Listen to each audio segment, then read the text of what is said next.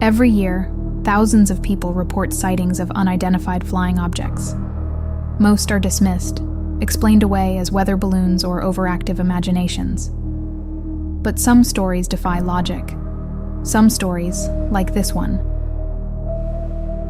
Mike, a former Army veteran and lifelong skeptic, never believed in UFOs or alien encounters.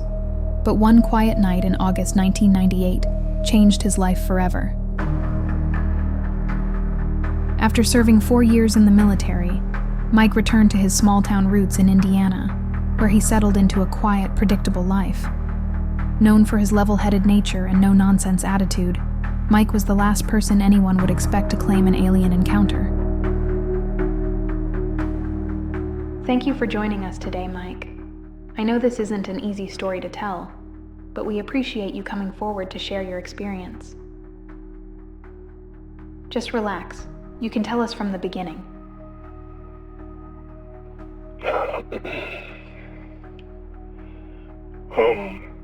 I never thought I'd be sitting here telling a story like this. Honestly, I used to think people who talk about UFOs were, crazy. But something happened to me that I can't explain, and after that, everything has changed. August 14th, 1998. A quiet Friday night in rural Indiana. For Mike Carter, it started like any other evening. A poker game with friends, followed by a peaceful drive home. But what began as an ordinary night would soon turn into an experience that defied all logic. I was on my way from Joe's place around midnight. Joe's my friend, a buddy of mine from the military. The roads out there, pitch black, just trees, farmland for miles. I was driving, minding my own business, when I saw this light in the sky. At first, I thought it was a plane or maybe a helicopter. But this light, it wasn't moving like anything I'd ever seen. Mike described the light as stationary at first, hovering high above the treetops. But as he continued driving, the light began to move. It wasn't random. It followed him. At first I thought it was, I was imagining it. But every turn I took, the light stayed with me. It wasn't like a plane or a drone. It was too smooth, too quiet. That's when I knew something was wrong. Mike described the light as stationary at first, hovering high above the treetops. But as he continued driving, the light began to move. It wasn't random. It followed him. So I floored it. I just wanted to get away from it. But it didn't matter how fast I went. That thing was right there, keeping up with me. Like it was toying with me. Then, without warning, the object shot ahead of Mike's truck, blocking the road. He was forced to slam on the brakes, skidding to a stop just yards away from the strange craft. It was like nothing I'd ever seen. This huge glowing disc just sitting there in the middle of the road. Lights spinning around the edges. I couldn't move. I couldn't even think. I was frozen. And then everything went black.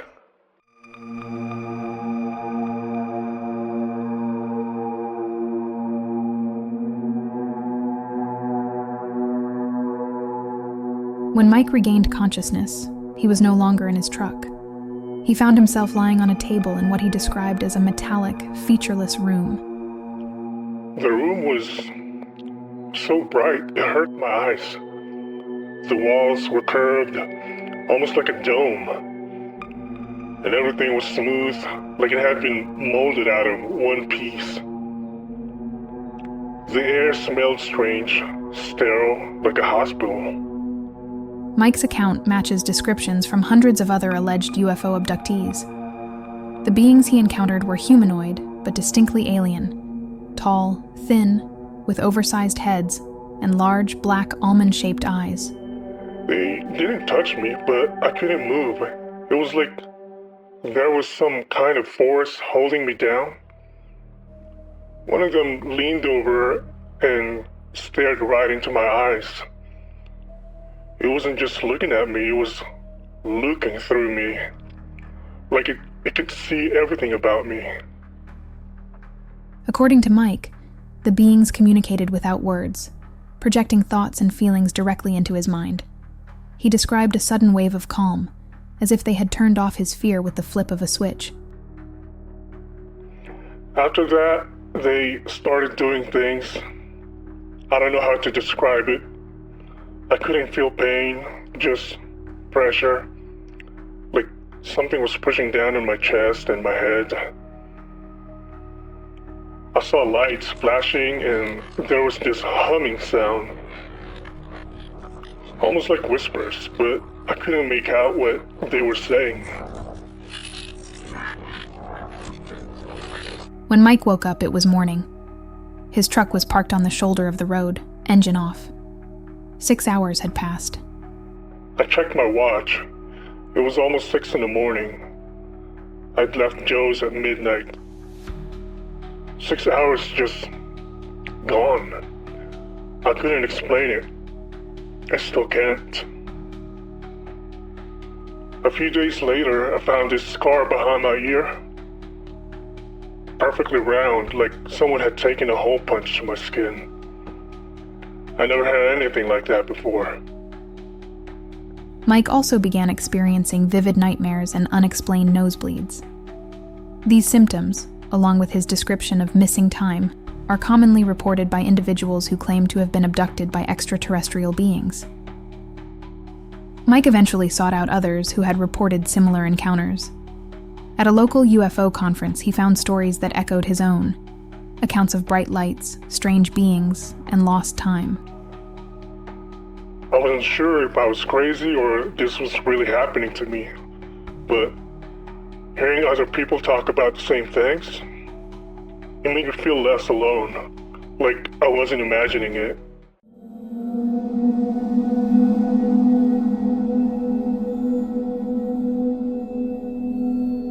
Mike's story is one of thousands, each raising more questions than answers. What happened to him on that quiet country road? Who or what was behind the glowing craft? And why do so many of these stories share strikingly similar details?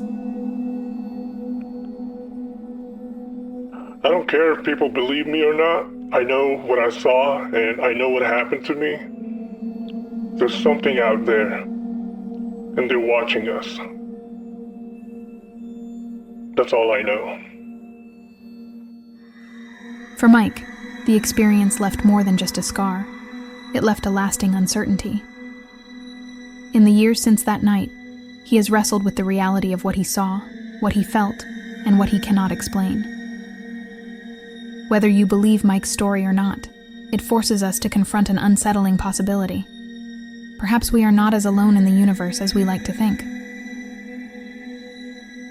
Mike's life will never be the same, and his story serves as a reminder that the truth, no matter how elusive, is often stranger than fiction.